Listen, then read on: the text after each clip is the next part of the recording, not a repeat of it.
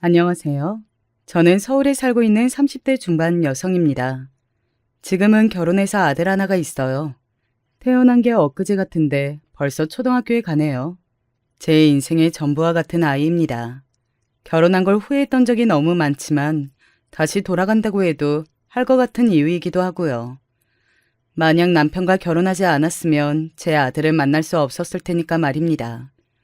그렇지만 그럼에도 결혼을 후회하기는 해요.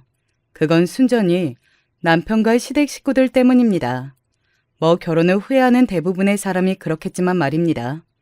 남편과 저는 친구의 소개로 만났습니다. 소개라기보다는 우연히 남편이 저를 보고 친구에게 소개해달라고 졸랐다고 합니다. 남편은 친구의 직장 동료였거든요. 나는 썩 소개해주고 싶진 않아. 그런데 너한테 첫눈에 반한 모양인지 자꾸 연락해서 소개해달라고 하니까. 왜? 어떤 사람인데? 만나면 자기 엄마 이야기를 자주 하거든? 꼭 마마보이 같단 말이지. 효자면 좋은 거 아니야? 효자면 당연히 좋긴 하지. 그런데 좀 유난 같기도 하고 그런 남자들이 결혼 대상으로는 빵점이잖아. 그러면서 친구는 이런 말도 덧붙였습니다. 그리고 내가 한두 번 거절했는데도 계속 너 소개해달라고 얼굴 볼 때마다 조르는 거 보면 사람이 집요한 구석이 있어. 나는 그것도 조금 마음에 걸려. 하지만 저는 소개받겠다고 했어요. 친구에게 그렇게 계속 부탁하는 거면 친구도 곤란해진 거잖아요. 물론 제가 잘못한 건 없지만 말입니다. 그냥 만나보고 마음에 안 들면 제가 거절하겠다고 했어요. 남편과 저는 그렇게 만났습니다. 친구가 걱정한 것과 달리 남편의 첫인상은 나쁘지 않았어요. 물론 저도 기대를 안 해서 그런 걸 수도 있었지만 생각보다 괜찮은 사람처럼 보였습니다. 대화도 잘 통했고 말이죠. 그래서 남편을 처음 만나고 온 날 친구와 바로 통화를 했었어요. 사람 괜찮던데? 대화도 잘 통하고. 처음 만나보고 그런 판단을 하면 안 되는 거야. 신중하게 잘 봐. 나는 내가 완전히 좋다고 생각하는 사람 아니면 원래 소개 같은 거 잘 안 하는데. 친구는 여전히 남편을 저에게 소개해 준 걸 찜찜해했어요. 당시에 저는 사람 보는 눈이 없는 걸로 친구들 사이에서 정평이 나 있었던지라 아마 제가 괜찮았다고 하는 말을 믿을 수 없었던 모양이었습니다. 그리고 실제로 지금 와서 생각해보면 그게 맞기도 했고 말이죠. 아무튼 저는 그렇게 남편과 몇 번의 데이트를 더 했어요. 남편은 저를 상당히 마음에 들어 있습니다. 굉장히 잘해줬거든요. 나중에 들어보니 그때 저와 결혼을 해야겠다 생각하고 작정하고 그렇게 한 거였더라고요. 그렇게 만남이 이어지다 보니 자연스럽게 결혼 이야기가 나올 수밖에 없었습니다. 저는 20대 후반이었고 남편은 저보다 4살이 많았으니 둘 다 결혼 이야기가 나올 때이긴 했거든요. 저는 사실 막 결혼이 급한 나이도 아니었고 조금 더 만나보고 하고 싶은 마음도 있었지만 성격이 소심하고 막 어디에다가 적극적으로 제 의견을 이야기하고 뭐 그러는 사람은 아니거든요. 그래서 분위기에 휩쓸려 결혼하게 되었던 것 같아요. 그런 저도 이건 아닌가? 싶었던 적이 없었던 건 아닙니다. 바로 시댁에 처음 인사를 갔던 날이었어요. 너는 혹시 나중에 내가 아프면 나랑 같이 살 생각이 있니? 처음 만나는 자리에서 대뜸 그것부터 물어보시더라고요. 사실 굉장히 답변하기 곤란한 질문이잖아요. 그래서 얼버무렸더니 남편이 대뜸 말하더군요. 그건 우리끼리 이미 다 이야기했지. 당연히 모시고 살아야죠. 시어머니는 늦은 제 대답이 상당히 마음에 안 드시는 듯 했지만 남편의 그 말과 옆에서 가만히 웃는 제 모습에 별말하지 않고 넘어갔습니다. 그날 집으로 돌아가던 길에 남편과 이런 이야기를 나눴어요. 보통 첫 만남 때 그런 걸 여쭤보시나? 제 말에 남편은 잠시 당황한 듯 했지만 곧 웃어 보였습니다. 어머니가 정말 쓸데없는 걱정이 많으셔서 그래. 원래 당장은 어른들 듣고 싶은 말 해드리는 게 좋으니까 나도 그냥 그렇게 대답한 거야. 남편은 혹시나 제 입에서 결혼에 대해 좋지 않은 이야기가 나올까 서둘러 그렇게 이야기했습니다. 그리고 그 이후로는 결혼을 준비하는 과정에서 별로 문제가 되는 건 없었어요. 뭐 나중에 안 사실이지만 남편이 시어머니에게 신신당부했다더군요. 일단 결혼을 해야 할 거 아니냐고 말이죠. 남편도 시어머니가 유난스럽다는 사실은 알고 있었거든요.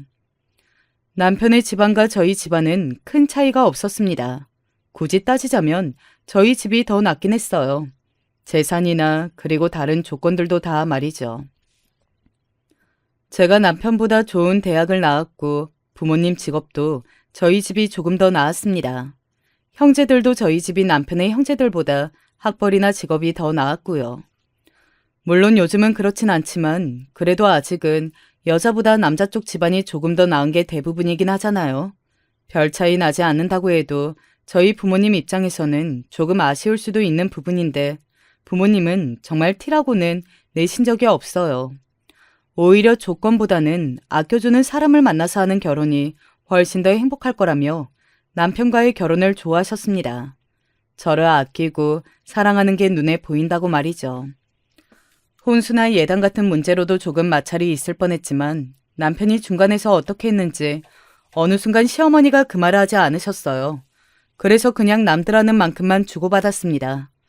원래 저희 집은 그런 건 일체 주지도 받지도 않고 싶어 하셨는데 그래도 그렇게 하는 사람들도 많고 괜히 고집 부리다가 딸내미가 안 좋은 소리라도 들을까봐 그냥 두말하지 않고 하셨어요. 그렇게 남편과 저는 결혼했습니다. 저희 두 사람의 결혼식장에 남편을 저에게 소개해준 친구가 왔었어요. 나는 정말 결혼까지 하게 될 줄은 꿈에도 생각 못했다. 아직도 오빠가 마음에 안 들어? 나야 네가 얼마나 좋은 사람인지도 알고 내 친구니까 당연히 내 친구가 아깝지. 그거야 당연한 거고. 네가 좋은 사람이라고 생각했으니 하는 거겠지. 잘 살아. 나는 진짜 그랬으면 좋겠어. 친구의 말에서 은근히 걱정이 보이긴 했지만 그래도 그것도 다 저를 생각해서 하는 말이라는 걸 알아서 좋게 받아들였습니다. 그리고 정말 남편은 결혼 전에는 크게 저에게 거슬리거나 잘못하거나 한 적이 없었어요. 물론 남편이 엄마 하면서 시어머니에 대한 애정을 자주 내비치긴 했지만 뭐 그게 헤어지거나 할 거리는 아니라고 생각했기도 했고 말입니다. 그렇게 결혼하고 신혼여행을 하고 온 날이었어요. 한국에 들어오기 직전에 서로의 부모님께 선물을 고르는 중이었습니다. 우리 엄마는 이거 사드려도 되지? 그러면서 남편이 든 건 비싼 명품 가방이었어요. 사실 그 가방이 비싸기도 했지만 신혼여행 선물로는 조금 과하다는 생각에 고개를 갸웃했습니다. 어머니가 그거 가지고 싶으시대? 그런 건 아닌데 혼수나 예단 같은 걸 본인이 원하는 만큼 못 받으셨잖아. 그래서 서운해하시는 것 같길래. 솔직히 조금 과하다고 생각했고 또 유난이라고 생각했던 것도 맞아요. 하지만 자기 돈으로 자기가 사겠다고 하는데 제가 거기서 사지 마 할 것도 아니라서 그냥 고개를 끄덕였습니다. 자기 돈으로 사는 건데 뭐. 그런 제 말에 남편이 눈을 동그랗게 뜨더군요. 그리고는 남편의 입에서 나온 말은 전혀 예상하지 못했던 말이었습니다.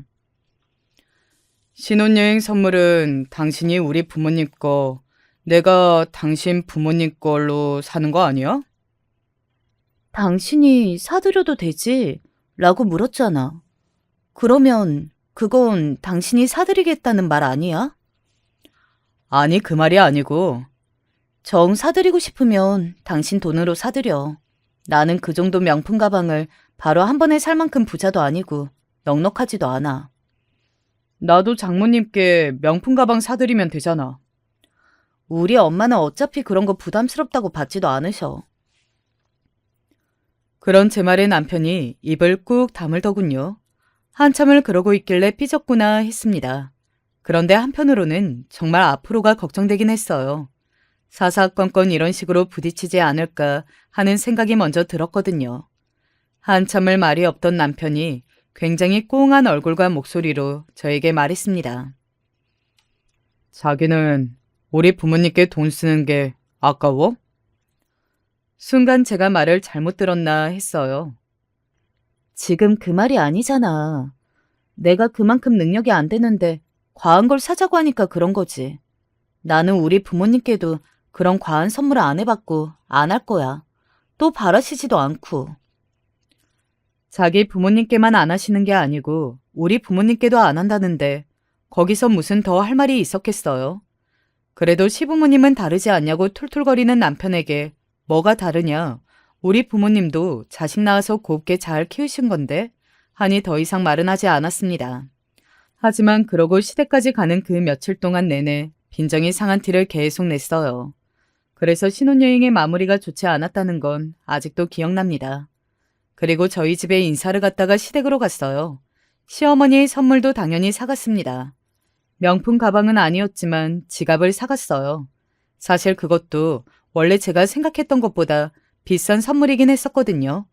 남편이 하도 서운한 티를 내니까 원래 사드리려고 했던 것보다는 좋은 걸 샀던 거였습니다. 이게 뭐냐? 지갑이요. 어머니 마음에 안 드시면 안에 교환권이 있으니까 가서 교환하셔도 돼요.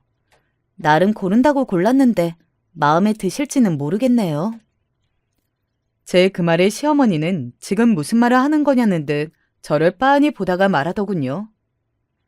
지금 지갑을 사와놓고 마음에 들 거라고 생각하는 거냐? 네? 저는 진심으로 당황했습니다. 이렇게 노골적으로 티를 내실 거라고는 한 번도 생각해 본 적도 없었고, 그리고 그건 비싼 지갑이었거든요. 포장을 풀어보지도 않고 종이 가방 크기에 한번 인상을 찌푸리더니 지갑이라는 소리를 듣고는 완전히 표정이 구겨졌습니다. 딴 집은 다들 비싼 가방 하나씩은 턱턱 사온다더니 혼수랑 예단을 본인이 원하는 대로 안 했을 뿐이지 남들 하는 것만큼은 다 했어요. 당연히 가방 하나는 받으셨고 말이죠. 그런데 그러시는 겁니다. 제가 악의 없이 정말 의문인 얼굴로 되물었어요. 가방은 전에 해드려서. 뭐? 아, 그래서 내가 지금 과한 걸 바라기라도 한다는 소리냐? 아니, 그 말이 아니라 요즘 것들은 이래서 안 돼. 어른한테 따박따박 말대꾸나 하고 어른이 직접 말하지 않아도 알아서 다 챙겨야지.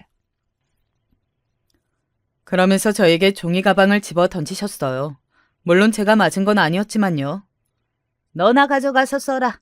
그렇게 마음 없는 선물 받아서 뭐 하겠니? 그리고는 방 안으로 들어가 버리셨습니다. 남편이 조용히 한숨을 쉬었어요. 내가 뭐라고 했어. 가방 하자니까. 어딘가 의기양양한 얼굴로 그렇게 말하더군요. 그 표정에 순간적으로 정이 확 떨어졌던 것 같아요. 제 앞에 놓인 그 종이 가방을 그대로 남편에게 집어 던지고 싶은 마음이 들 정도로 말입니다. 그러지 않았지만요. 집어 던졌어야지. 아우, 내가 그 자식을 소개해주는 게 아닌데. 평소에는 나한테 잘하거든. 그런데 자기 엄마 이야기만 나오면 저래. 대체 뭔지 모르겠어. 무슨 사연이 있나 싶었는데 그것도 아닌 것 같고. 원래 그런 인간들이 있어. 지 엄마 죽고 못 살지만 효도는 며느리가 해줬으면 좋겠는. 아니, 효도는 셀프라는 말도 몰라? 지 부모님 효도를 왜 남의 자식 보고 하래?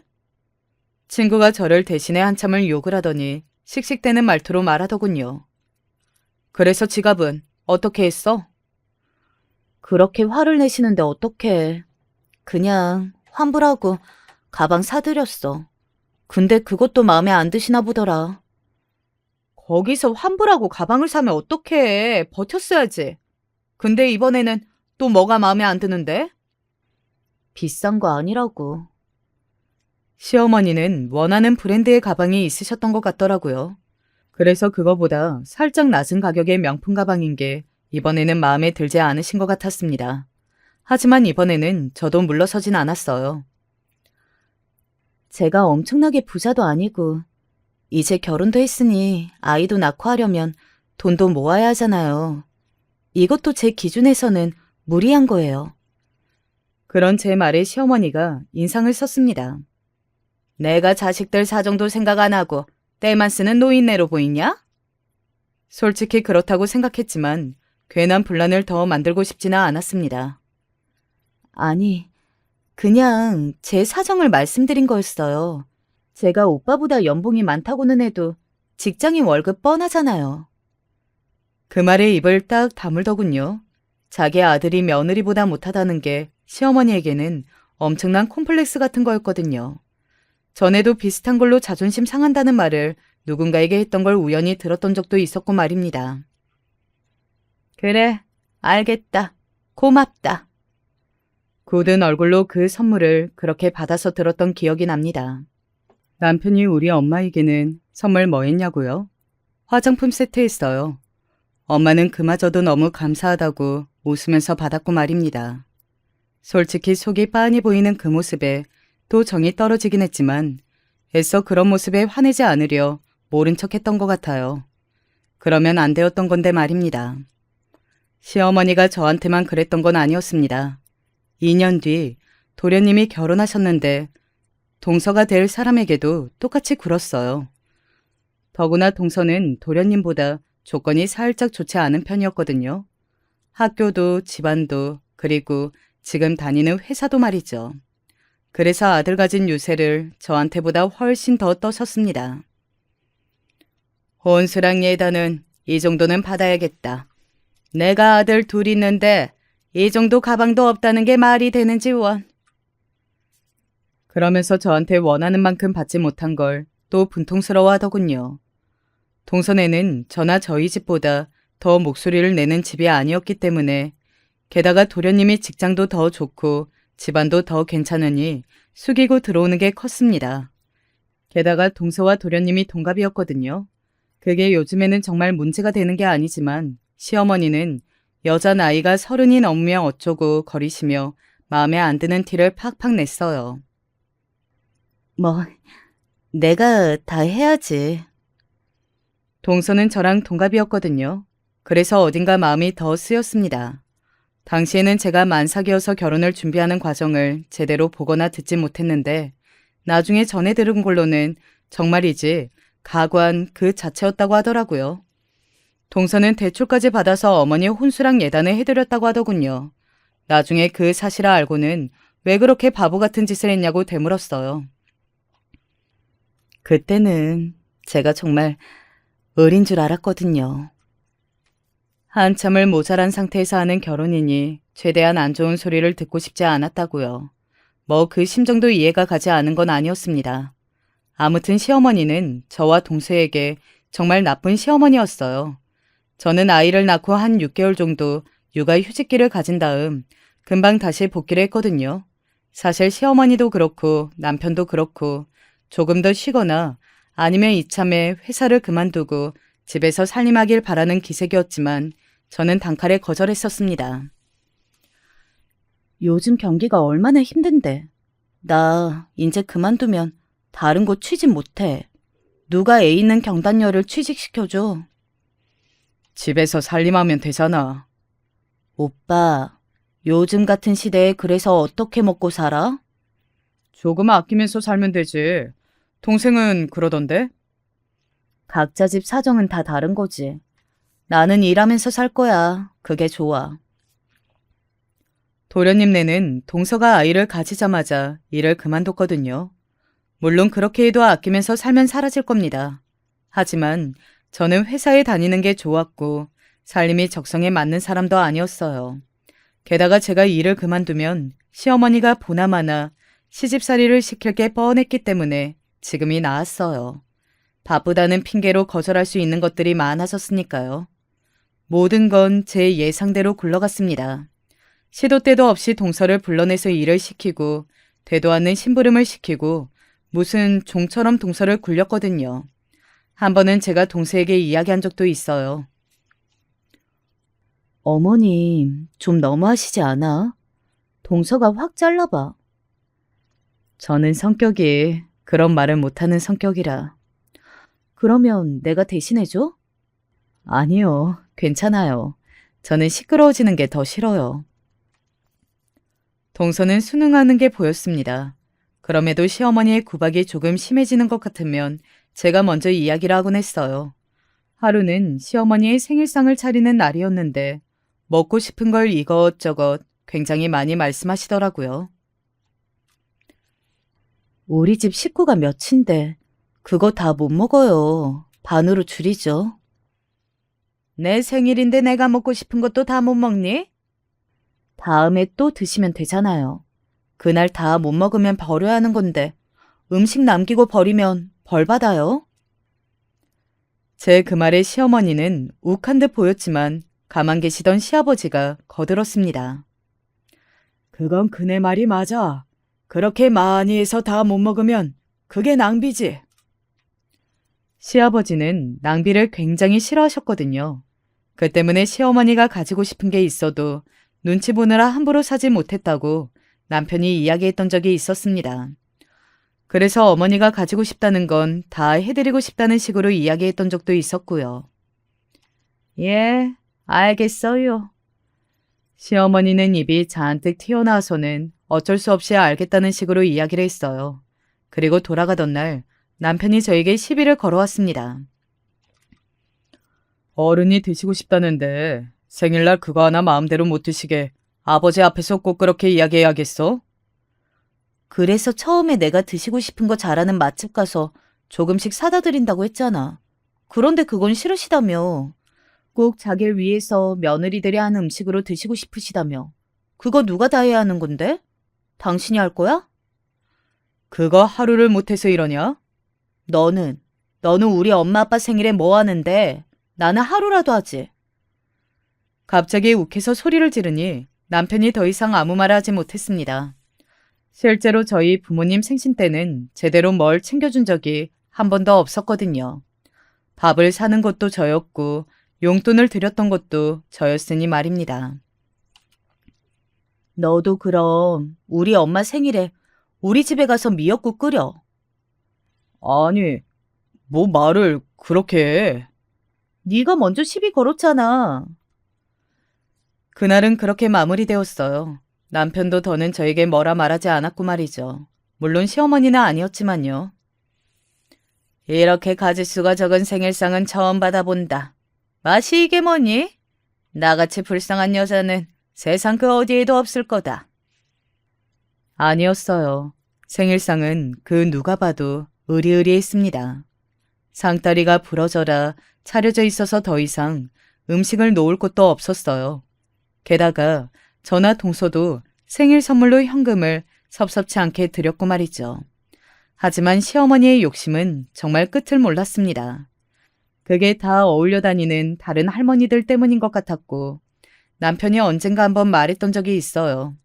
시어머니와 어울려 다니는 친구분들이 다들 부자에 자식들도 의사다, 변호사다, 한가닥 하는 사람들이라 생일이나 이런 날은 어마어마하게 생일상을 받고 선물도 받는다고요. 그렇다고 형편도 안 되는데 같은 걸 해드릴 수는 없잖아요. 사람이 형편이 다 다른 건데 어떻게 해달라는 걸 다 맞춰드려. 그리고 나도 섭섭해. 당신은 우리 부모님 생일 한 번도 먼저 챙긴 적 없으면서 나한테만 이렇게 매번 과한 걸 요구하는 거. 아이고, 알겠다, 알겠어. 유세 좀 그만 떨어. 내가 유세 떠는 거야?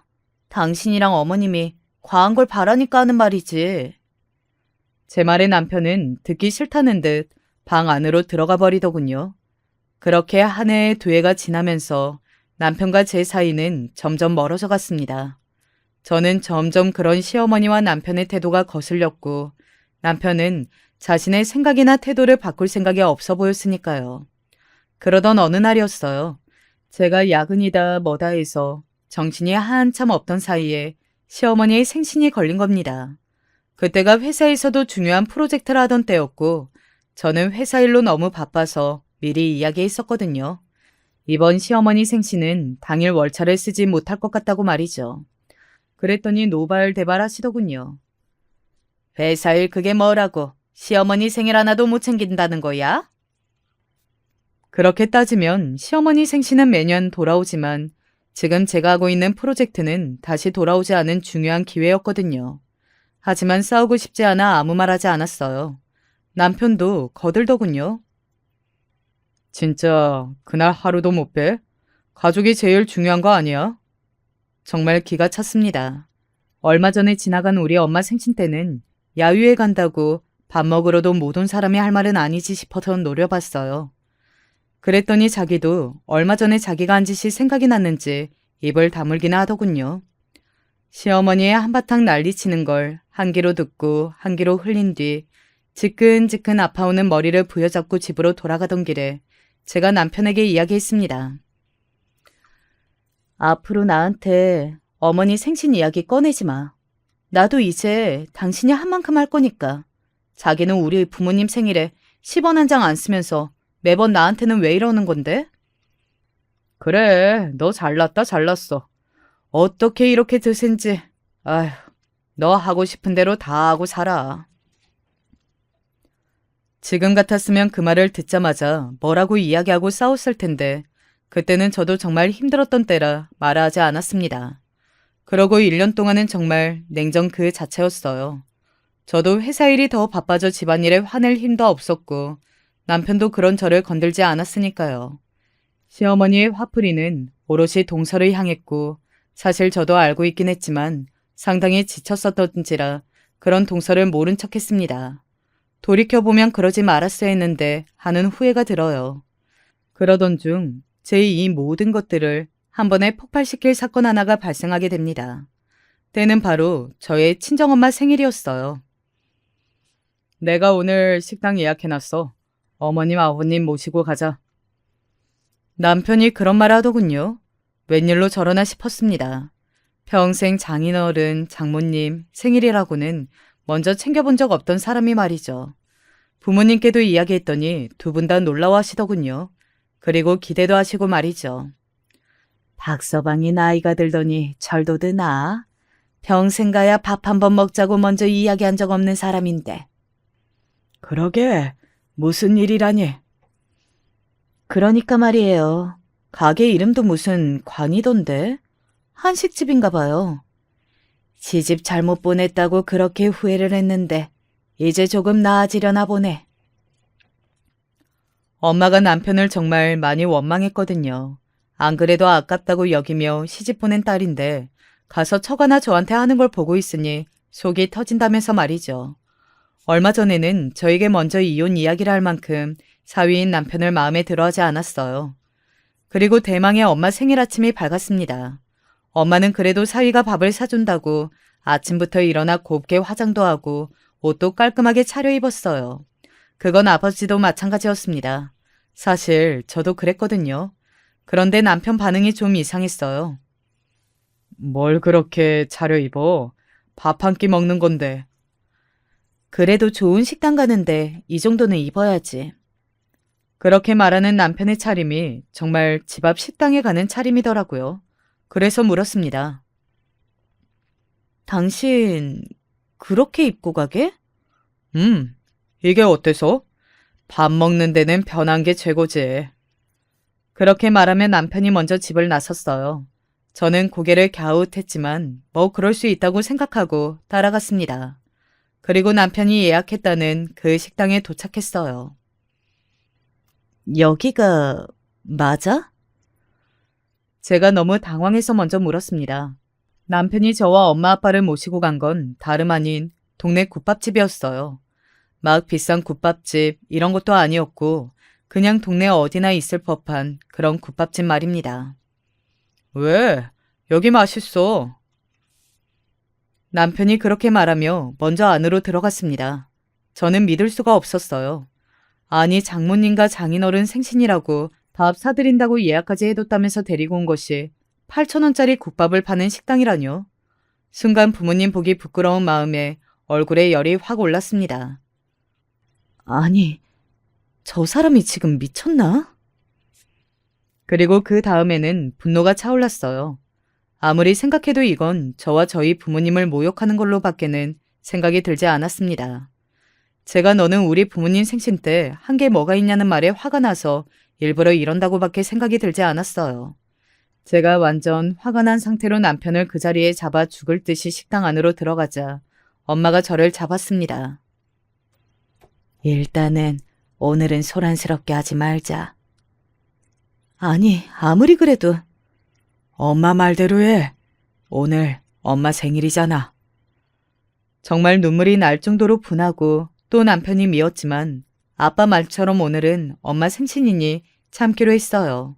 하지만 식당에서 밥을 먹는 내내 정말 구역질이 나올 정도로 화가 나서 밥이 입으로 들어가는지 코로 들어가는지도 모를 정도였습니다. 여기 진짜 맛집이라 예약 일찍 해야 했던 곳이에요. 그렇게 맛있구먼. 그렇죠. 제가 장모님 국밥 좋아하시는 거 알고 딱 여기가 생각이 났잖아요. 남편은 저와 엄마 아빠가 지금 얼마나 기가 차고 화가 나 있는 상황인지 그 속도 모르는 사람처럼 혼자 들떠서는 생색을 내는 겁니다. 그 생색을 내는 거에 정말 머리가 띵할 지경이었어요. 장모님 좋아하는 음식 딱 기억해놨다가 이러는 사위가 어딨어요. 저니까 이렇게 챙겨드리는 거예요. 아시죠? 그래. 엄마는 단 한 번도 국밥을 좋아한다고 말한 적도 없고 심지어 좋아하는 음식도 아니에요. 아빠가 친구분들이랑 국밥을 자주 먹으러 간다는 이야기는 아주 오래전에 한 적이 있었습니다. 저는 정말 당장이라도 지금 국밥을 처먹는 저 뒤통수를 그릇에 쳐박고 싶은 마음이었지만 정말 모든 힘을 다해서 꾹 참았어요. 그리고 그 지옥 같았던 식사 자리가 끝이 났습니다.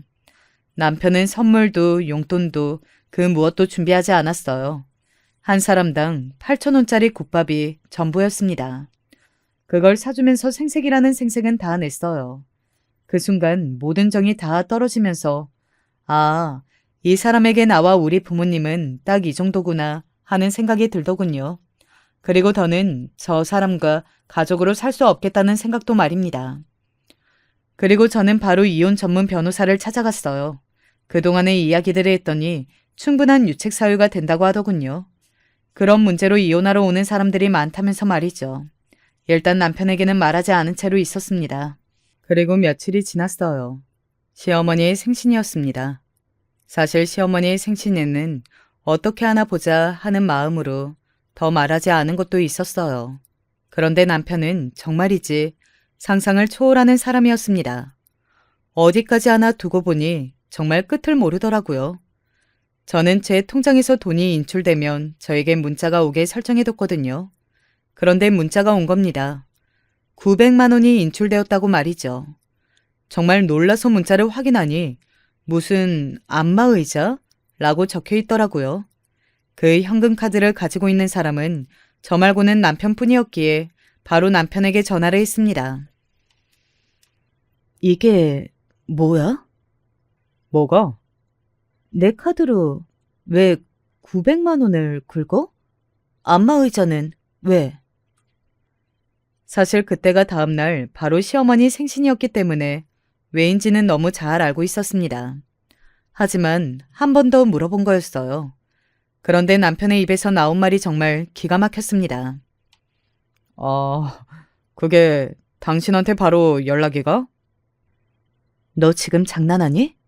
그러면 몰랐으면 나 모르게 내 돈 900만 원을 쓰려고 했어? 너 도둑놈이니? 아니, 말을 하려고 했는데. 저는 정말이지 입에서 쌍욕이 나올 것 같았기 때문에 이를 악무느라 아무 말을 하지 못했습니다. 잠시 뒤에 남편이 말을 잇더군요. 어머니 생신 선물로 사드리자고. 미리 말 못한 건 미안해. 당신 돈으로 한 것도 미안한데 알다시피 내가 최근에 주식에 돈을 다 넣어놔서 여윳돈이 없잖아. 그래서 잠시 빌린 거야. 나중에 주식으로 돈 따면 다 갚을게. 시끄럽고 당장 취소해. 뭐? 당장 취소하라고. 싫어. 못해. 뭐라고? 야, 너는 돈도 잘 버는 애가 시어머니한테 생신 선물로 이 정도도 못 해주냐? 다른 집 며느리들은 생신 아니라도 명품 가방 같은 거 턱 하고 가져다 바친다더라. 남편 낳고 길러줘서 감사하다고. 심호흡을 한번 했어요. 아니면 정말 눈물이 날 것 같았거든요. 다른 집 사위들은 딸 낳아줘서 감사하다고 장인 어른 장모님 해외여행도 턱턱 보내드리더라. 근데 너는 우리 엄마 생일에 뭐 했니? 8,000원짜리 국밥 샀잖아, 이 새끼야. 제 말을 가만히 듣던 남편은 적반하장으로 나오기 시작했습니다. 금액이 중요해? 마음이 중요하지. 내 마음은 해외여행보다도 컸어. 야, 그럼 나도 마음으로 할 테니까 그거 당장 환불해. 나도 마음으로 8,000원짜리 밥 사겠다고. 제 그 말에 남편은 아무 말도 하지 못하더군요. 당연하죠. 제 말이 다 맞으니까요. 남편은 반박은 하지 못하고 잠시 뒤에 낮게 이야기했습니다. 환불 못해. 뭐? 이미 샀고 어머니한테도 드린다고 말했고 나는 절대 환불 못해. 그런 줄 알아. 그 순간 뭔가 이성이 끊기는 듯한 느낌이 들었습니다. 운명의 장난인지 뭔지 그때 엄마에게서 전화가 왔어요.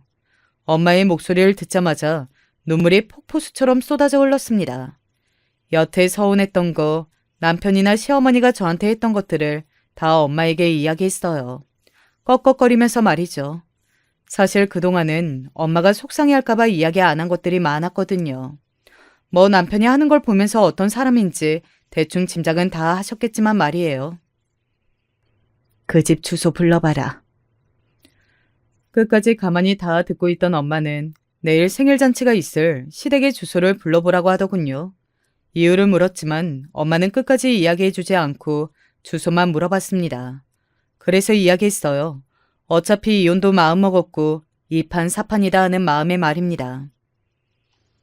내일 그 잔치 너도 꼭 가라. 알겠지? 사실 안 갈 생각이었거든요. 그런데 엄마는 그렇게 이야기하고는 전화를 끊었습니다. 집으로 들어가자 남편이 되지도 않는 애교를 부리며 저에게 말을 걸어왔지만 단 한마디도 해주지 않고 작은 방으로 들어와 문을 걸어 잠갔어요. 아마 남편은 제가 며칠 이러다 말 걸로 생각했을 겁니다. 늘 그랬던 말이죠. 하지만 그동안 쌓인 것들이 있잖아요. 그게 폭발했을 거라고는 상상도 못하는 듯 보였어요. 그리고 다음 날도 시어머니 생신에 가려고 준비했습니다. 그 모습을 본 남편은 제가 받아들이기로 했다고 생각한 듯 옆에서 알짱거렸어요. 거 봐.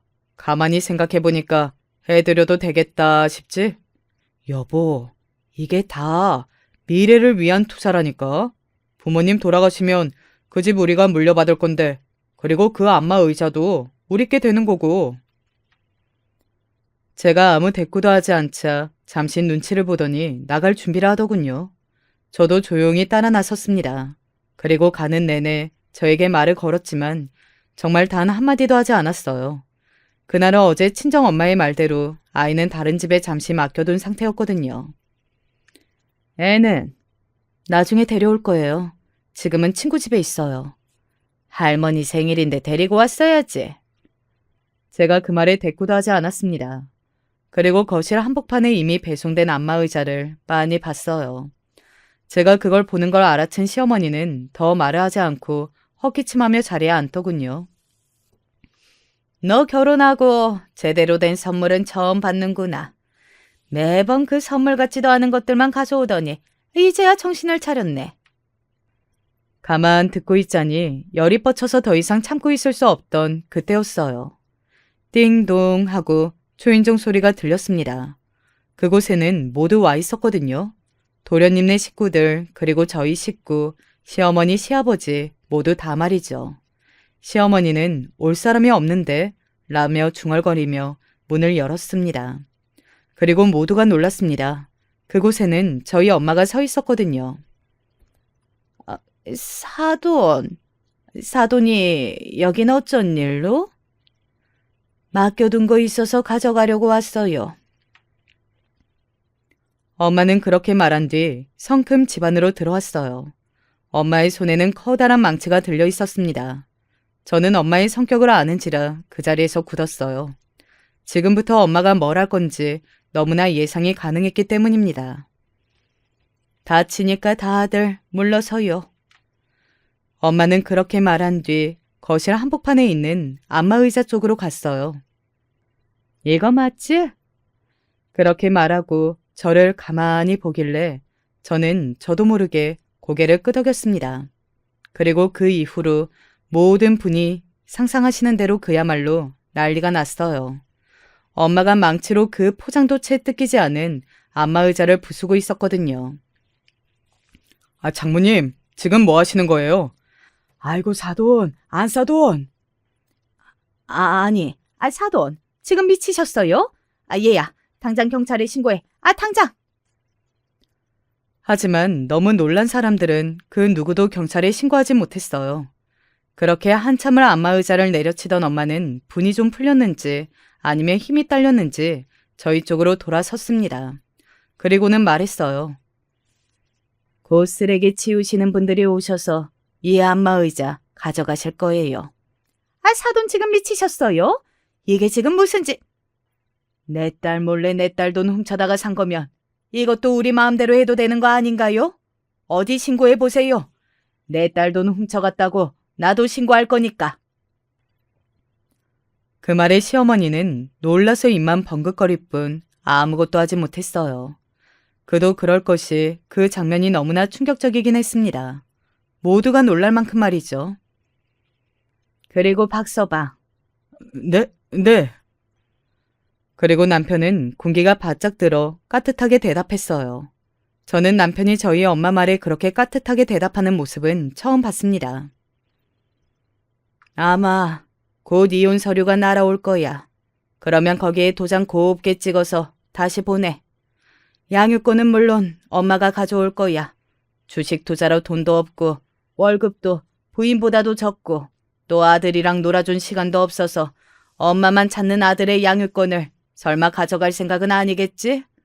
소송에도 무조건 우리가 이기니까 양육비 더 줘야 할 상황 만들지 말게. 남편은 엄청나게 놀란 듯 했어요. 이혼이요? 아니, 이게 무슨...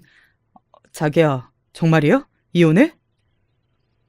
당신이 그날 우리 부모님 국밥집에서 생신 축하한다고 밥 산 그 순간 난 이혼 결심했어. 아니, 그럼 일로 무슨... 장모님한테는 생신 선물이라면서 8,000원짜리 국밥 사는 인간이 지 엄마 생일에는 마누라 돈 몰래 빼다가 안마의자 사고 내가 정신이 제대로 박힌 인간이면 너랑은 더 안 살지 않겠니? 나를 무슨 호구 등신 취급하는데. 아니, 그게 아니라. 아니긴 뭐가 아니야? 나는 네 얼굴만 봐도 구역질이 나와. 그니까 나한테 연락하지 말고 서류 도착하면 얌전히 도장이나 찍어. 절도죄로 확 신고해버리기 전에. 알겠어? 신고가 되는지 아닌지도 몰랐고 그냥 겁주기 위한 협박이었지만 남편에게는 통한 듯 보였습니다. 얼마 뒤에 보낸 이혼 서류에 도장을 찍어서 다시 보냈더군요. 나중에 들은 건데 남편은 절대 이혼하고 싶은 마음이 없었는데 그랬다가는 저희 엄마가 망치를 들고 찾아올까 겁이 나서 도장을 찍었다더군요. 아마 엄마는 그래서 더 그렇게 했을 겁니다. 우리 딸 더는 건들지 말라고 협박하는 용도로 말이죠. 시어머니는 그 고장난 안마의자를 고쳐 써보려 했지만 결국에는 버렸다더군요. 이건 동서에게서 들은 이야기입니다. 이혼이 성립되고 얼마 되지 않아 남편은 주식에 박아둔 돈을 거의 모두 잃었어요. 저는 정말이지 하늘이 도운 걸로 생각했습니다. 아니었으면 돈 한 푼 얻는 놈을 떠맡아 살 뻔한 거잖아요. 남편이 망했다는 소식을 듣고 얼마 지나지 않아 시어머니에게 한번 연락이 온 적이 있긴 해요. 다시 합치거라. 응? 그때 너희 어머니가 하신 모든 행동은 내가 다 용서하마. 그리고 너한테도 선물 사달라는 둥 그런 소리 이제 하지 않으마. 이미 늦으셨어요. 저는 어머니랑 그 사람 얼굴 보는 것만으로도 아니 생각을 하는 것만으로도 짜증이 나고 우라가 치밀어 오르는데 그런 사람들이랑 어떻게 가족으로 지내요? 이제 돈도 없는 아들을 부양해야 하는 생각에 아마 앞이 막막했을 겁니다. 제가 거절하자 저에게 쌍욕을 하며 전화를 끊으셨어요. 그래 그럴 리가 없지. 사람이 쉽게 변할 리가 없지 하고 생각했습니다. 그리고 저의 부재로 인한 시어머니의 스트레스는 날로 심해졌고 그 화풀이는 동서에게 향했어요.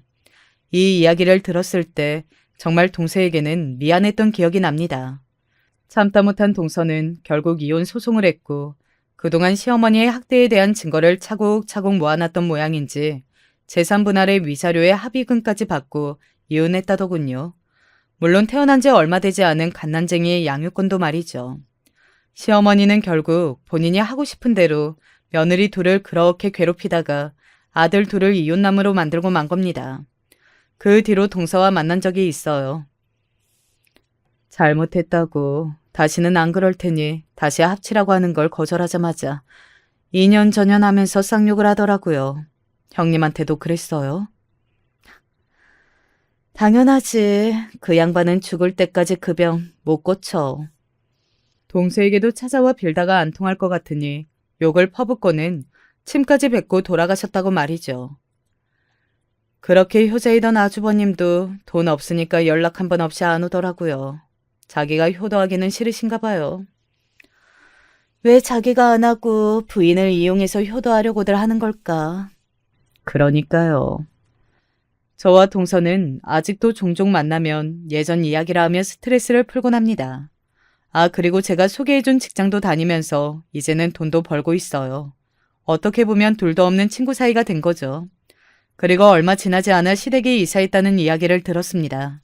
그 동네 할머니들과 계속 친했다가는 집안을 말아먹겠다면서 시아버지가 내리신 결정이었다고 들었어요. 아들들과 같이 살길 원했지만 둘 다 유난인 시어머니와는 같이 살길 거부했다더군요. 그 이야기를 전해 들은 엄마가 이렇게 말했던 기억이 납니다. 아주 그냥 선택적 효자지. 그렇게 효자고 지 엄마를 위하면 이럴 때 같이 살면서 옆에서 극진히 모셔야 할 거 아니야. 그러니까 말입니다. 저는 아주 잘 살고 있어요. 전에 이야기했던 그 프로젝트가 성공적으로 마무리되어 승진도 했고 연봉도 많이 올랐습니다. 뭐 뒤에서들 하는 이야기지만 저희 회사 여성 최초의 임원이 될 수도 있다는 이야기가 나올 만큼 요즘 회사 일은 잘 풀리고 있어요. 초등학생인 아이는 엄마 아빠와 대부분 시간을 보내고 있습니다. 사실 부담드리기 싫어서 따로 살려고 했는데 엄마가 절대 같이 살기를 원하셨어요. 손주 보는 재미를 누리고 싶으시다면서 말이죠. 요즘은 저보다 아들과 더 친하니까 뭐 말 다 했죠. 어차피 아빠는 없는 것과 마찬가지로 자라왔던 아이여서 그런지 지금이 더 행복하고 편하다고 하는 아이를 보고 있으면 마음 한편이 짠해지긴 합니다. 그리고 다행이라는 생각도 들고 말이죠. 혹시나 아빠 없이 사는 거에 대해 아이가 주눅이 들면 어떡하지 하는 걱정을 하긴 했었거든요. 최고의 복수는 제가 잘 되고 제가 행복할 거라는 생각을 요즘 들어 자주 해요. 아마 제가 성공하면 할수록 남편과 시댁에서는 과거를 후회하고 배합할 테니까 말입니다. 특히 시어머니는 성격상 저를 계속 지켜보며 전현이 얼마나 잘 되나 두고 보자 하고 계실 게 분명하니까 말이죠. 그래서 지금도 물론 잘 되고 있지만 저는 앞으로 더 잘 되려고요. 또 그러려고요.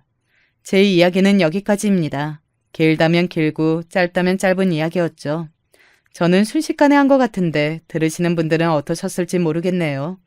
잠시나마 재미있으셨으면 그걸로 됐습니다. 저는 이제 이 흘러간 과거에 더 이상 상처받지 않으니까 재밌어 하셔도 돼요. 아이가 학원을 마칠 시간이 다 되어서 그만 가봐야 할 것 같네요.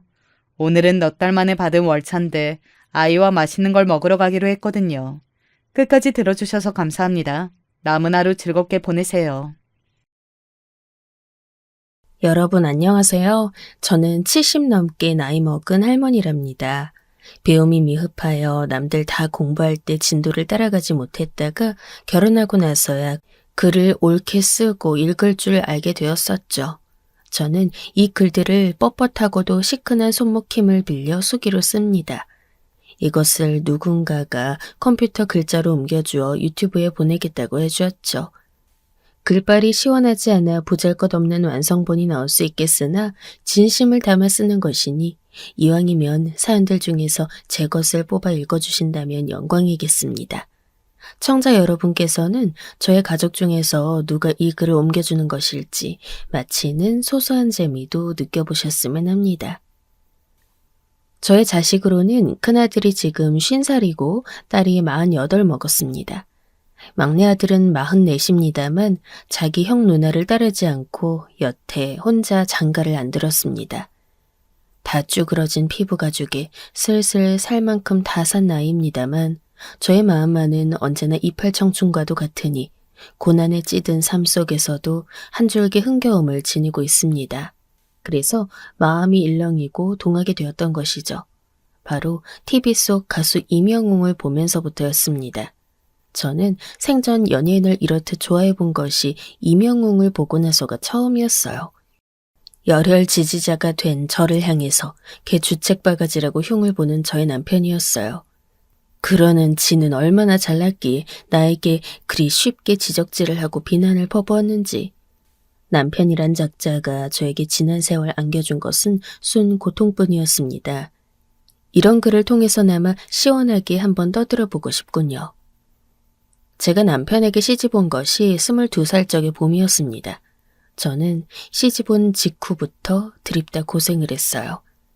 순전히 집안의 뜻에 따라 이뤄진 혼인이었지 저는 일전에 원한 적이 없었습니다. 저는 공장에 나가 적은 돈을 만지는 것으로 만족하여 지내고 있었으나 제 가족들은 저를 쫓아내고 싶었던 모양입니다. 제가 20살에 만났던 남자와 사이가 흐지부지 되어버리자 21살이었던 저에게 자꾸 부모님은 다리를 놓아주셨어요. 늦가을께 남편을 처음 만났는데 한 4번을 그러고 더 봤나 봅니다.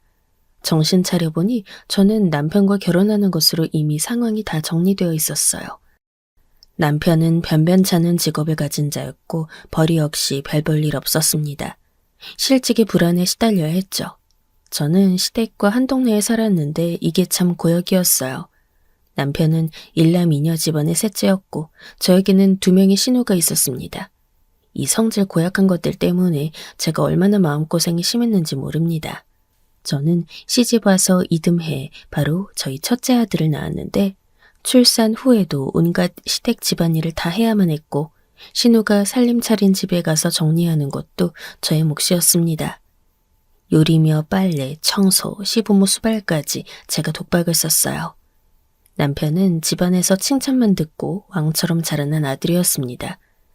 딸만 내리 2 낳아서 시집살이 호되게 했었는데 그나마 아들인 저희 남편 낳고서는 살만했다고 해고하시는 시어머니가 그때는 안쓰럽기도 하고 묘한 동정심이 일어 잘 모시게 되었죠. 딸만 2 낳았던 그 사정은 제가 어디서 많이 본 슬픈 이야기였기 때문입니다. 하여간 제가 잘못 판단하고 제 발등 도끼로 내려 찍었던 셈이었죠. 시어머니 또한 성질머리가 아주 못된 분이었으니까요. 이건 나이가 들으셔도 변함이 없었고 늙어가실수록 얼굴에는 심술보가 덕지덕지 붙어 있었답니다.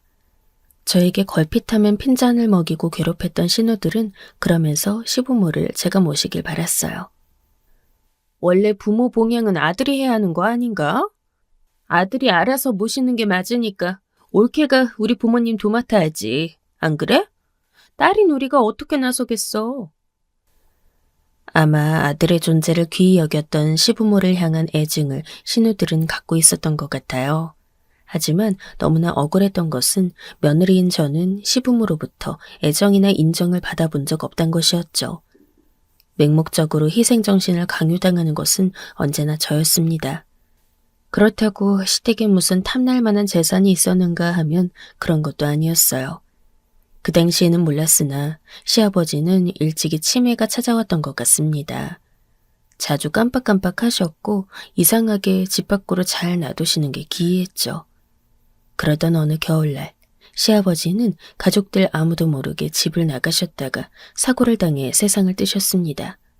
빙판길 위에서 3개 넘어졌는데 주변에 아무도 없던 게 원인이었죠. 넘어진 충격 때문이었는지 체온이 낮아서 그리 되셨는지 그건 정확히 모르겠습니다. 그때도 사인이라는 걸 정확히 밝히진 않았어요. 네가 잘 지켜보고 돌봐드렸어야지. 네가 정신 차리고 있었음 이 꼴 안 났다. 이게 다 너 때문이야. 며느리 잘못 들여서 저주를 받았구나. 시어머니는 제 탓을 하셨고 저를 원망하셨어요. 저주 운운하시며 저를 향해 깊은 분노를 드러내셨죠. 시아버지 그리 되셨던 날, 그 전날 저녁부터 우리 막내가 열이 났어요. 어린아이가 열이 막 나서 이마가 펄펄 끓는 듯 하니까 제가 얼마나 걱정이 많았겠습니까? 나가서 약국이라도 가보라니까는 남편은 이 시간이면 문을 다 닫았을 텐데 어딜 가서 약을 사오냐며 쓸데없는 소리 하지 말라고 제 간절한 부탁을 일축했었죠. 아이 곁을 한시도 떠날 수 없어 물수건을 든 채로 옆에 붙어 있었고 밤새 졸다 말다 반복하다 보니 아침에는 번뜩 일어나 식사를 차리는데 정신이 팔렸어요. 시아버지 생각할 겨를이 제가 어디 있었겠습니까? 그 뒤 막내 아들이 언젠가 또 아픈 적이 있었는데 제가 물수건으로 이마를 닦고 있으니 시어머니가 달려와서 그것을 빼앗았어요. 절 죽일 듯이 노려보면서 물수건을 바닥에 획 집어던지셨죠. 그 바람에 아이는 놀라서 울음이 터졌는데 시끄러워! 그 입 다물어! 시어머니는 역성을 내셨습니다. 아이가 알면 대체 뭘 한다고 그러셨을까요? 물수건 들고 아이 간호하는 꼬라지만 봐도 시아버지 허무하게 떠난 날이 떠오른다며 시어머니는 경기를 일으키듯 싫어하셨고 저를 더욱 원망하셨습니다. 시집 와서 시부모, 시누이들만 절 괴롭게 했냐 하면 애석하기도 아니었어요. 저희 남편이요. 저를 가장 못살게 군 선봉장이었습니다. 남편은 없는 형편에도 그렇게 술을 사다가 마셨습니다. 몇 없는 친구들도 전부 술 친구들이었습니다. 평소에 아주 멀쩡하다가도 술만 들어가면 천하의 개가 되었어요. 그놈의 술주정 때문에 저와 아이들은 겁에 질린 채 벌벌 떠는 것이 부지기수였습니다. 그렇다고 친정집이 저에게 기댈 수 있는 든든한 곳도 아니었죠. 결코 아니었어요. 저는 네 남매 중 둘째였습니다. 그리고 새어머니 밑에서 자라났죠. 남동생과 여동생은 새어머니가 낳은 자식들이었어요. 제 위로는 친언니가 있었고요. 저의 친모는 제가 언니에게 듣기론 시어머니와 사이가 나빴다고 합니다. 딸만 둘 줄줄이 낳아서 더욱 싸웠었다고 하고요. 정확히 어느 날에 친모가 집을 떠났는지 기억하지 못해요. 언제부턴가 새어머니란 사람이 들어와서 아버지와 살기 시작했고 동생들이 생겼습니다. 저의 언니는 저보다 결혼을 1년 더 먼저 했습니다만 언니는 일찍이 돈 벌겠다면서 이놈의 집구석에는 정을 붙일 수가 없단 말을 남기고 진작 타지로 떠났었어요. 그래서 남겨진 저는 집안에서 홀로 이방인이었죠. 참 많이도 외로운 시간들이었습니다. 집에서 가족들 안에 있지만 저는 속해 있지 않았어요. 결혼하고 나니 더욱 힘든 일들 뿐이었고 저는 한껏 지쳐만 갔습니다. 시아버지가 그리 되신 일로 심신이 한층 더 고단해졌죠. 그런데 어느 날 멀리 사는 언니로부터 연락이 있었어요. 놀랍게도 저희 친모 소식이었습니다. 암만 해도 어머니를 찾은 것 같아. 어머니를 안다는 사람이 있지 뭐니? 심장이 쿵쿵 뛰는 이야기였습니다. 오래도록 제 곁을 떠나 있었던, 그러나 원망보다는 늘 그리움이 앞섰던, 생각만으로도 그저 눈물이 나는 어머니란 존재였습니다. 언니가 어머니를 찾아가 본다기에 다음 소식을 기다렸어요. 그리고 며칠이나 지났을까요? 다시 기다리던 언니의 연락을 받았는데 지난 주말 주소지로 가보았으나 어머니를 만나지 못했다는 이야기였죠. 모처럼 시간 내서 이동하였건만 아쉽다는 언니의 말에 저는 그 주소를 물어보았습니다. 언니의 집보다는 제가 사는 곳에서 훨씬 더 가까운 동네였어요. 저는 그날 아침부터 설렜습니다. 남편이 오만상을 찌푸리며 출근하는 것을 배웅하는 일도 아름다운 일상의 한 조각으로 느껴졌어요. 아이들에게 되도록 깔끔한 옷을 찾아 입히고 버스에 올라탔습니다. 2번이나 갈아타고 나서야 도착한 동네에서 물어물어 주소지를 찾아가 보니 웬 호화로운 주택이 있는 게 아니겠어요? 제가 놀란 마음을 진정시키고 배를 눌렀습니다. 답이 없기에 대문을 쾅쾅 두드려도 봤죠. 잠시 후 문을 열고 나온 사람을 마주한 순간 저는 너무 놀라서 잡고 있던 아이의 손마저 놔버리고 말았습니다. 뭐예요? 누구신데 이러시죠? 저를 향해 묻는 중년의 여자는 분명 저의 친모였어요. 얼굴이 흐릿하게 기억이 안 나서 걱정했었는데 직접 보자마자 본능적으로 알 수 있었죠. 저예요. 저 못 알아보시겠어요? 제 말에 고개를 갸웃거리던 친모의 표정에 이내 경악이 깃들었습니다. 그러더니 그 놀란 표정을 지우려고 애를 쓰면서 헛기침을 하더군요. 누구신지 모르겠으나 번지수 잘못 찾았어요. 얼른 가세요. 엄마, 제 아이들이에요. 엄마 손자, 손녀예요. 얼굴들 한번 보세요. 저를 밀어내는 친모를 향해 저는 떼를 쓰듯 말하며 아이들을 앞으로 밀었습니다. 영문을 모른 채 앞으로 떠밀린 저희 아이들은 어리둥절해선 자꾸 저를 쳐다보았습니다. 한참 승강이가 벌어졌습니다. 저는 저를 못 알아본 척하며 인정하지 않으려는 친모에게 따지듯 물어댔고 친모는 제가 그럴수록 더욱더 잡아떼며 완강히 굴었어요. 아우, 그만해. 이쯤하고 가거라. 너 이러다 진짜 나 죽을 일이니? 나 곤란해지는 건 생각 안 해? 아휴, 날 찾아오다니 이기적인 것. 이내 친모는 한숨을 토하듯 소리를 질렀습니다. 저를 알아봤다는 것을 그렇게 확인받은 저는 씁쓸한 눈물을 속으로 삼켜야 했어요. 무서운 분위기를 느낀 아이들이 제 외투자락을 저마다 잡아오며 집으로 가자고 말했습니다. 저는 금방이라도 눈물이 떨어질 것 같은 것을 참아내며 발길을 돌렸습니다.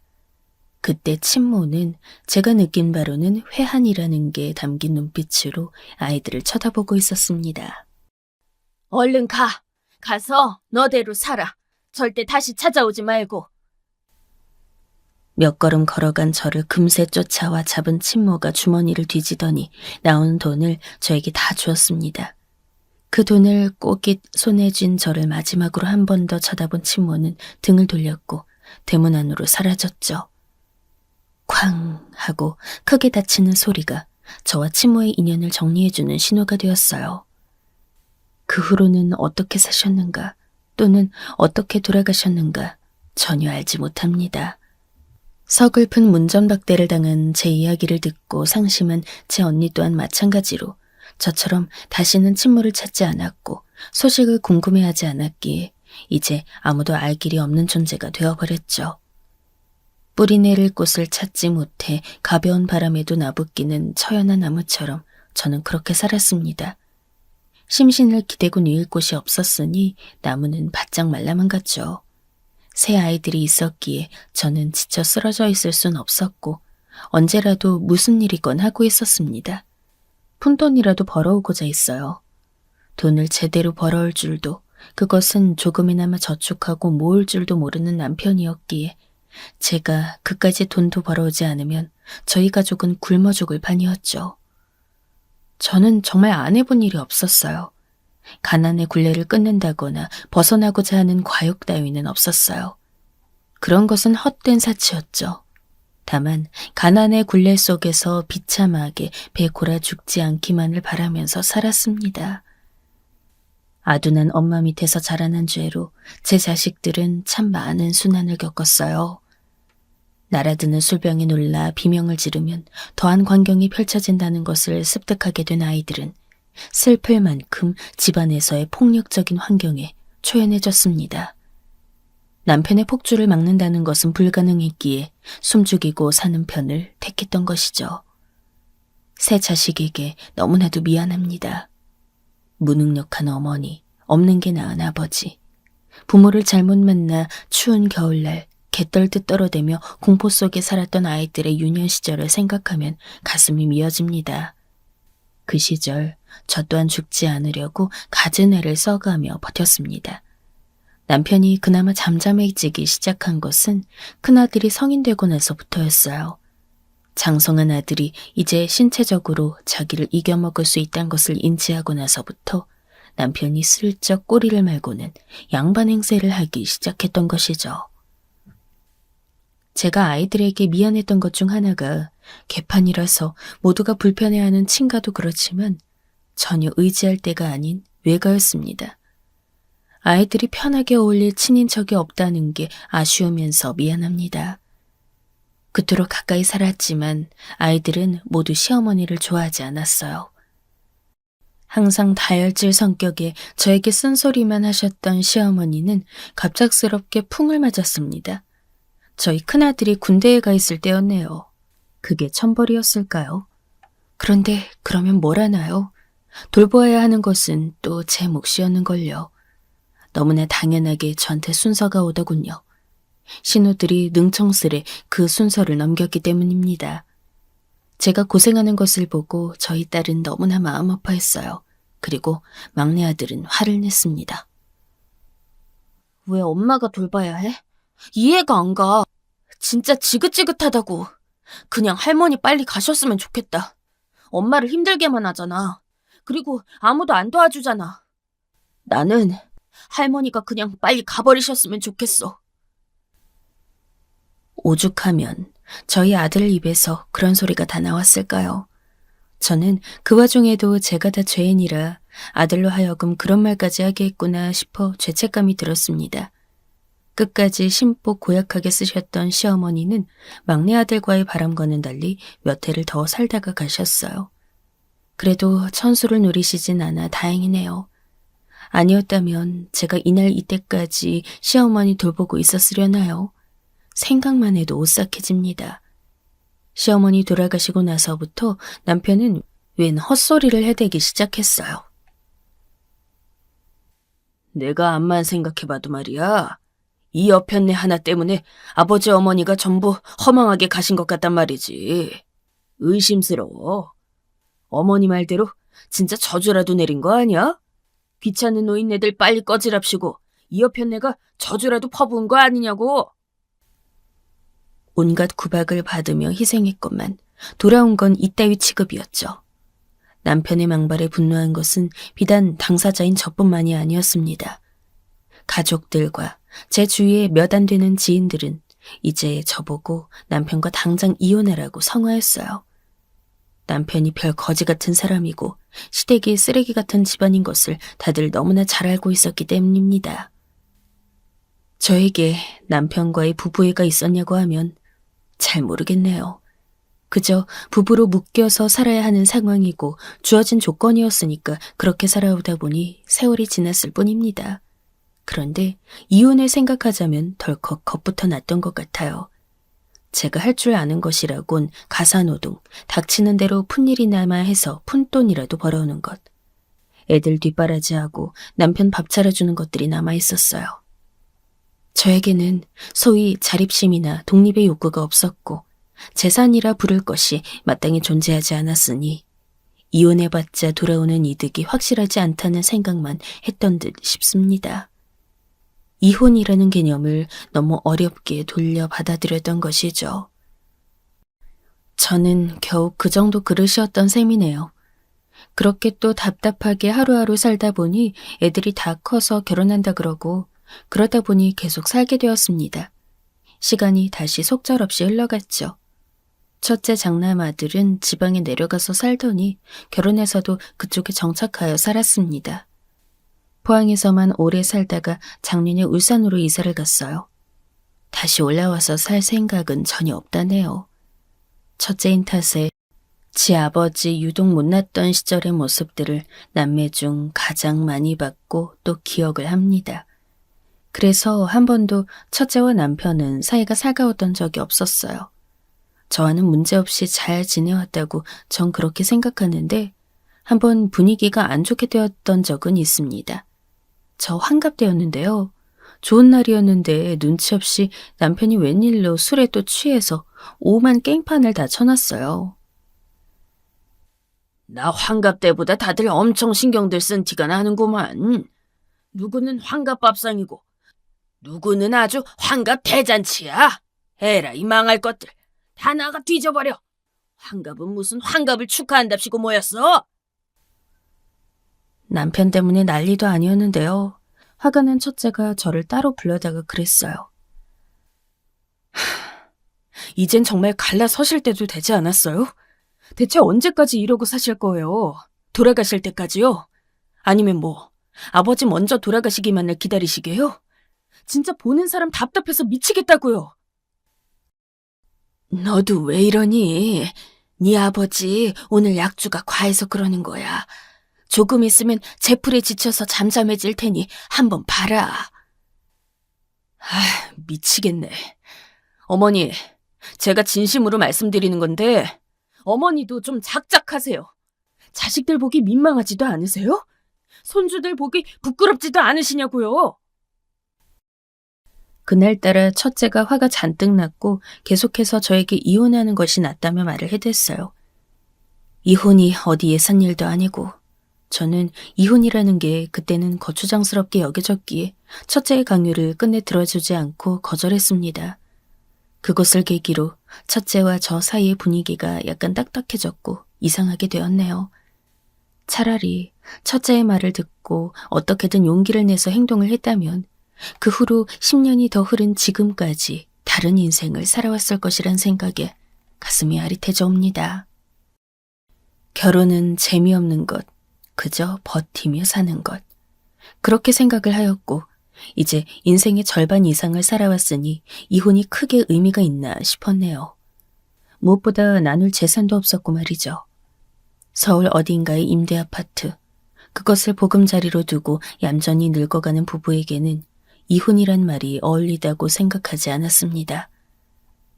저희 딸은 저를 똑 빼닮았는지 결혼을 잘못했어요.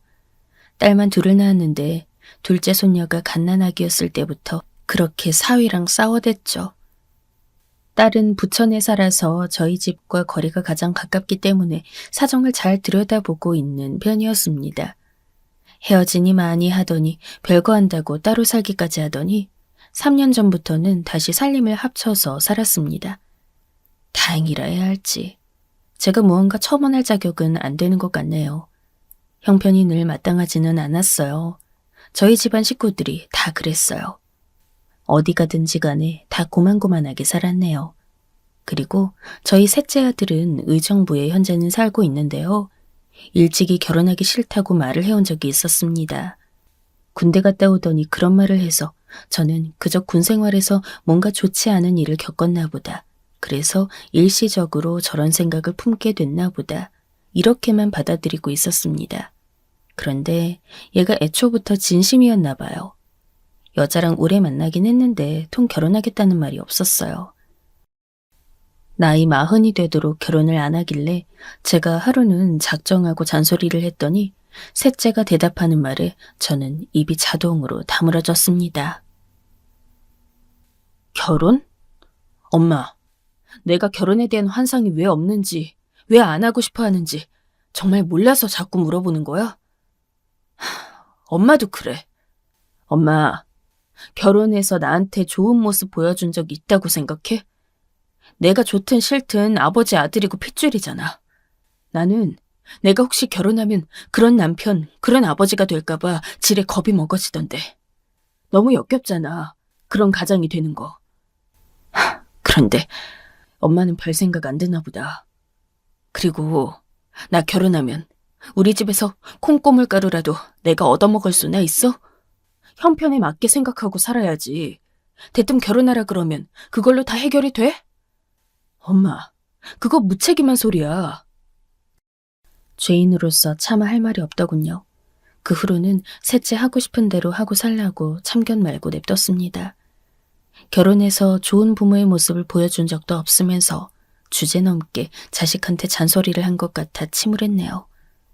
오래 사귄 여자랑 끝내 헤어지더니 새로 여자를 또 만나서 지금은 같이 살고 있어요. 결혼하는 거냐고 하니까 그건 아니라네요.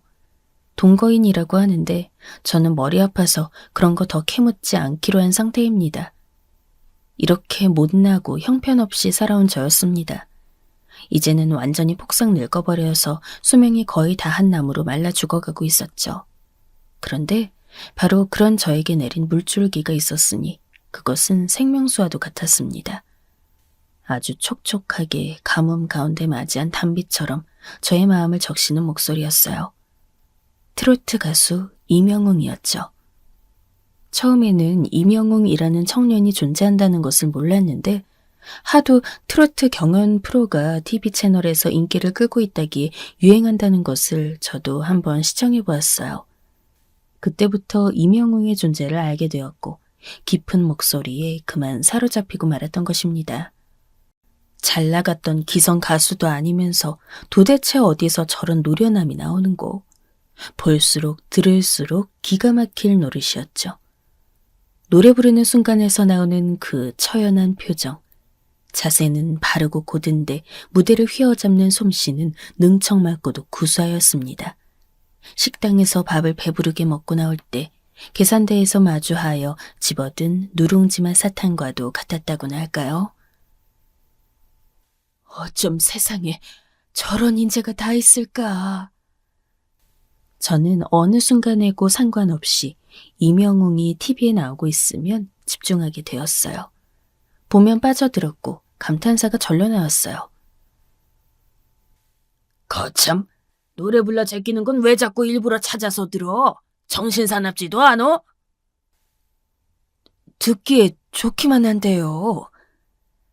하기는 정신이 빠져있으니 정신이 사납고 말고 할 것도 못 느끼는구만. 제대로 노망난 유편내 같으니 통 쓸모가 없어.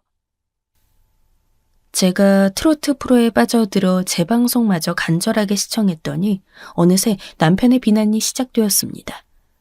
노래만 듣고 헬렐레 하는 꼬라지가 대가리가 빈 것 같다고 저를 두고 비웃는 소리에 울컥하기도 했는데 그러면서 남편을 향해 약간의 반항심이 일어나게 되었던 것 같아요.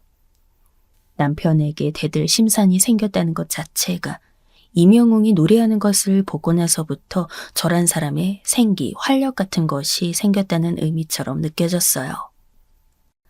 여타 트로트 가수들도 멋지고 다 좋았지만 이명웅은 남달랐습니다.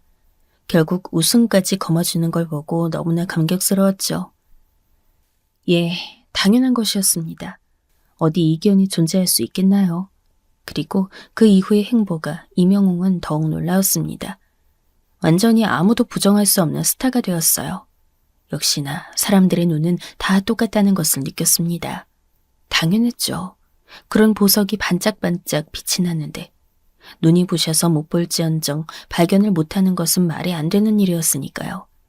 또한 사람이라면 응당 보석에 이끌리기 마련입니다. 그러니 인기가 치솟는 게 마땅했어요.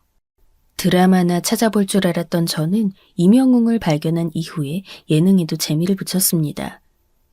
이명웅이 트로트 가수들과 함께 예능에 늘 나왔는데 보면 어찌나 재밌는지 시간이 가는 줄을 몰랐어요.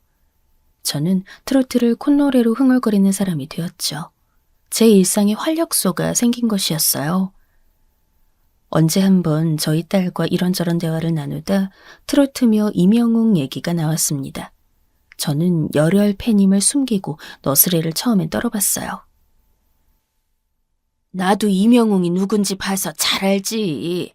노래를 기깔나게 잘하고 생긴 것도 반듯하니 임을 훤칠하더만. 엄마, 걔가 요즘 아주 난리도 아니에요. 대한민국 인기 최고 연예인이던데? 그런데 딸이 대뜸 그렇게 말해주니까 심장이 뛰고 이명웅이 자랑스럽고 내 손자도 아닌데 기특하고 신기하고 별 희한한 감정이 다 들었습니다. 광고에도 얼굴을 종종 비추니까 제가 TV 틀어놓는 맛이 아주 났죠. 제가 나중에 딸한테 솔직하게 이명웅 찾아보는 낙으로 산다고 그랬더니 막 웃었어요. 그러더만 다음번에 저희 집 올 때 자기 딸이랑 같이 왔어요. 딸은 자식이 딸만 둘인데 큰 손녀는 취직을 했고 작은 손녀는 대학 다니고 있습니다. 이날은 작은 손녀랑 같이 왔어요. 남편이 집 앞에 담배 피고 노가리 까러 간 사이 저희 셋이서 시간을 보냈는데요. 글쎄 저의 작은 손녀가 저한테 핸드폰 작동하는 것을 새로이 다 알려주었습니다. 제가 잊어버릴까봐 메모지에 순서도 크게 필기를 해주었고요. 그 덕분에 제가 유튜브를 제대로 알게 되어 발을 들이게 된 것입니다. 아니, 그 전에야 핸드폰 안에 이런 기능이 들어있다는 것만 알고 있었죠. 영 써먹을 생각조차 안 해봤고요. 그런데 이제 자의로 써먹을 줄 알게 된 것이었어요. 그러다가 나중에는 제가 유튜브로 사연 듣는 것도 알게 됐고요. 아이고, 완전히 새로운 세상이었습니다. 시간을 재미나고 유용하게 보낼 것들이 유튜브에는 널려 있었어요. 이게 전부 다 거슬러 올라가 보면 이명웅 덕분이었습니다. 자식들에게 해준 것이 없어 저는 애들한테 효도하란 소리, 효도 바란다는 소리 한 번도 입에서 뱉어본 적 없이 살아왔고 남편한테 내도록 시달리며 힘들게 살아왔는데 이 바로 이명웅이란 가수의 존재는 저에게 조건 없이 기쁨만을 주었어요. 아무 걱정 없이 빠져들 수 있는 놀라운 존재였습니다. 유튜브를 작동할 수 있게 된 저는 이제 이명웅의 소식을 저의 손으로 직접 언제든지 찾아볼 수 있게 되었죠. 그러면서 더욱 놀라게 되었던 것이에요. 아니 세상에, 앳된 얼굴의 어린 학생부터 허리 꼬부랑거리는 할머니까지 이명웅의 팬들이란 사람들은 그 연령대가 너무나 다양했습니다. 저는 거듭 놀라면서도 묘한 동질감을 느꼈어요. 이것은 제가 생전 처음 느껴보는 소속감 비슷한 것이었죠. 삶의 애환이 담긴 이명웅의 목소리에 삶의 위로를 받아간다는 어느 감상평을 발견한 날에는 제가 그만 무릎을 탁 쳤습니다. 제가 바로 이런 느낌을 이명웅에게서 받고 있었으니까요. 이걸 뭐라고 할까요? 정말이지 가수 이명웅에게는 남들에게는 없는 듣는 사람에게 깊은 위로를 전달하는 힘이 있었습니다. 외모 번듯한 젊은 청년이 어쩌면 그리 호소력 짙은 감성을 낼 수 있는지 신기할 따름이었어요. 그런데 이렇게 잘났건만 아직 장가를 안 들었고 만나는 여자까지 없다기에 놀라웠네요. 오메, 신경이 쓰이면서 오지랖이 들었죠.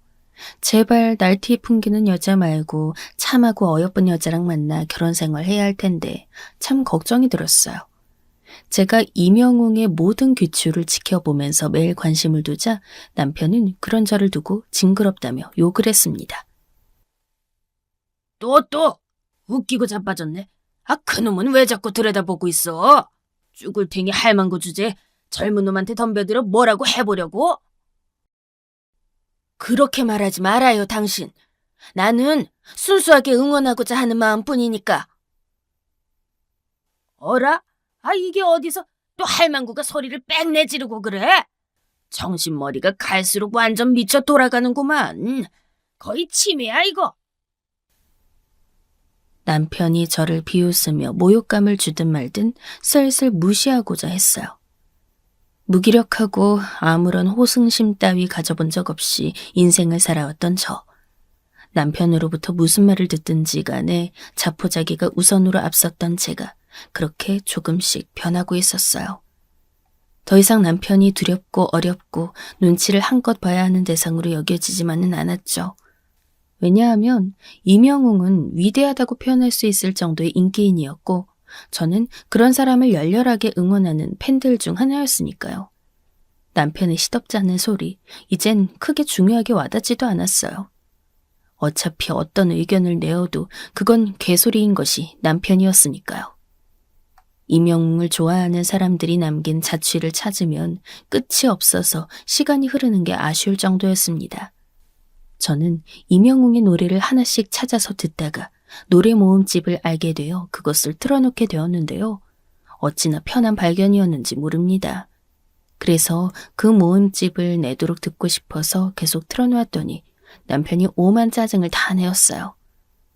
어차피 저는 옷이며 짐 따위를 쌓아둔 작은 수납방에 들어앉아 그러고 있을 뿐이었는데 그 소리가 새어나가면 얼마나 새어나간다고 남편이 못된 심보로 심술을 부리고 있던 겁니다.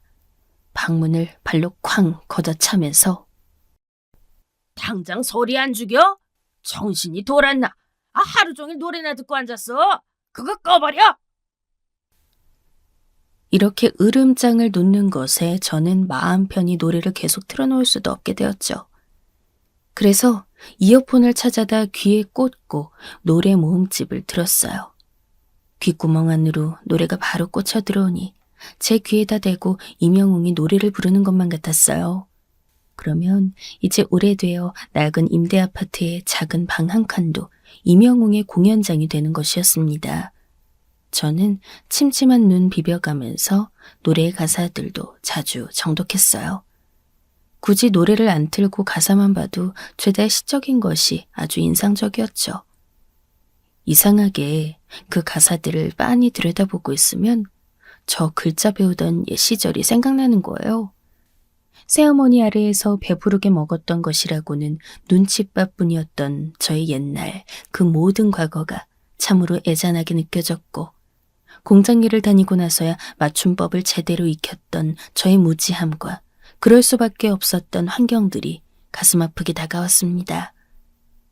결혼한 뒤로 이날 이때까지 나라는 사람이 개인으로 이뤄낸 것은 단 한 가지도 없고 그저 없는 형편에서 자식들이나 건강하게 키워낸 것이 내세울 수 있는 유일한 자랑이라는 것에 허무함 또한 느꼈습니다.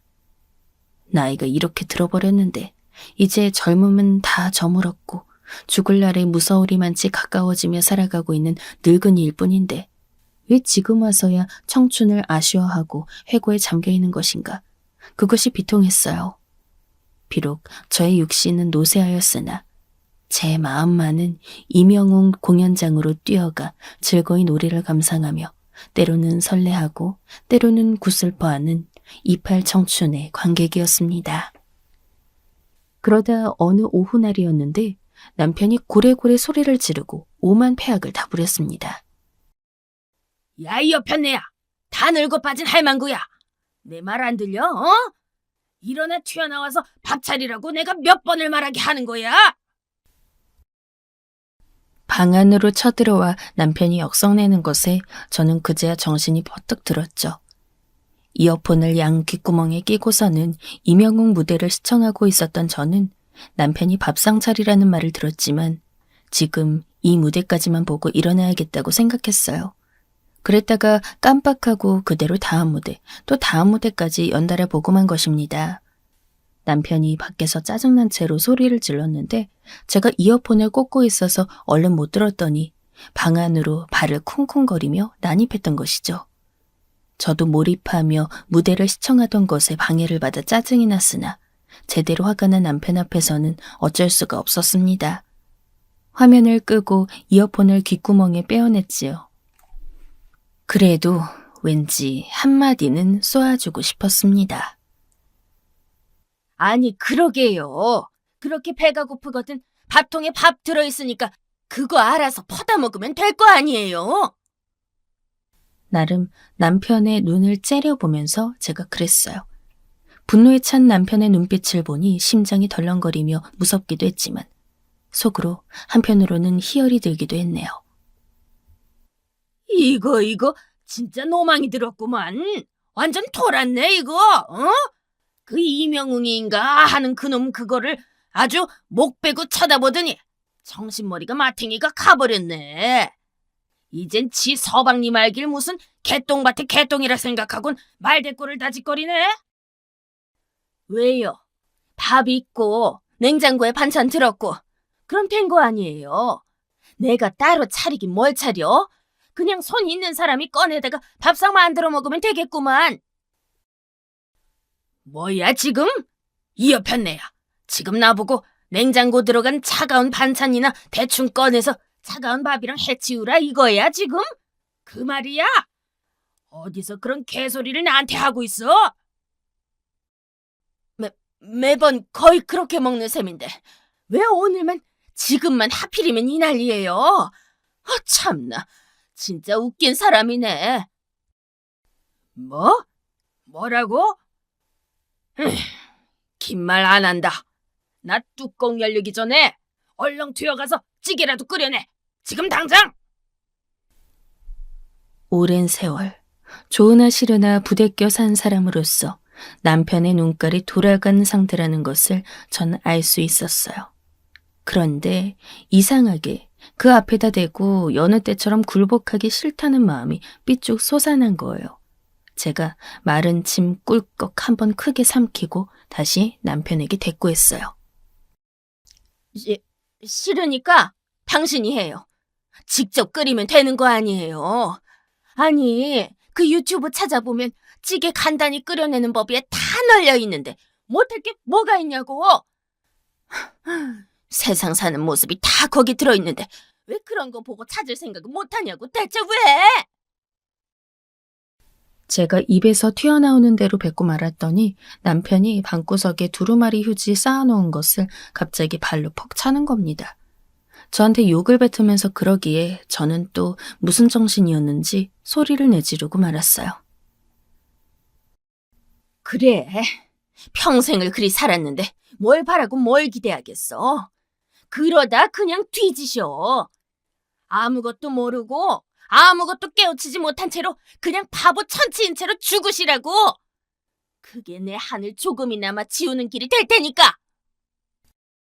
남편은 바로 발광했어요. 좁은 방 안에 손에 잡히고 발에 차이는 모든 것들을 집어던지고 발로 차기 시작했습니다. 그 와중에 남편이 제 핸드폰을 어쩌기라도 할까봐 품 안에 숨긴 채로 떨면서 가만히 서 있었어요.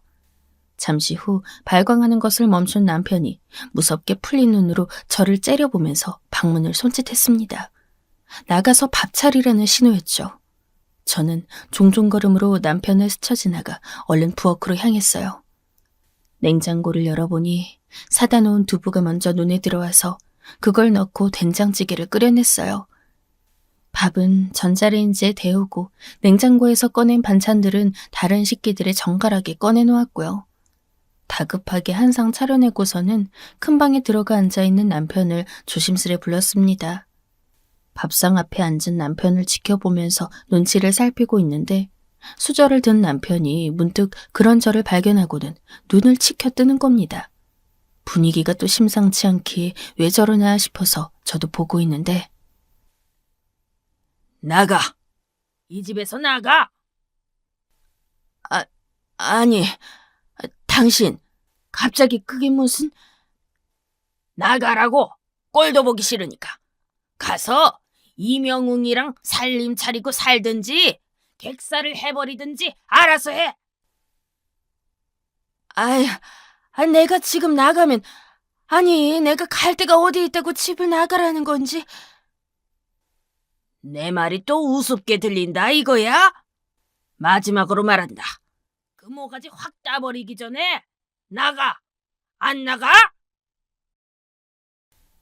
살기가 어려서는 소리를 지르기에 저는 무서워서 알겠다고 대답하며 고개를 끄덕이고 말았습니다. 얼른 방으로 들어가 겉옷을 챙겨 입고 손가방에다 지갑이랑 핸드폰 같은 걸 집어넣으려니까 제 신세가 너무나 처량하게 느껴졌어요. 나는 이렇게 끝까지 불쌍한 인생만 살다가 떠나려나 보다 싶어져서 눈물이 나올 것만 같았어요. 저 나가는데도 남편은 제 쪽은 쳐다도 안 보고 밥 한 술, 찌개 한 술 뜨고 있더라고요.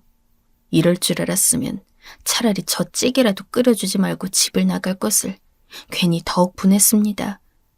그렇다고 집에 있으면 정말 사달랄 것 같아서 별 수 없이 아파트를 빠져나왔습니다. 너무 심정이 막막하여서 잠시 고민하다가 딸에게 전화를 걸었습니다.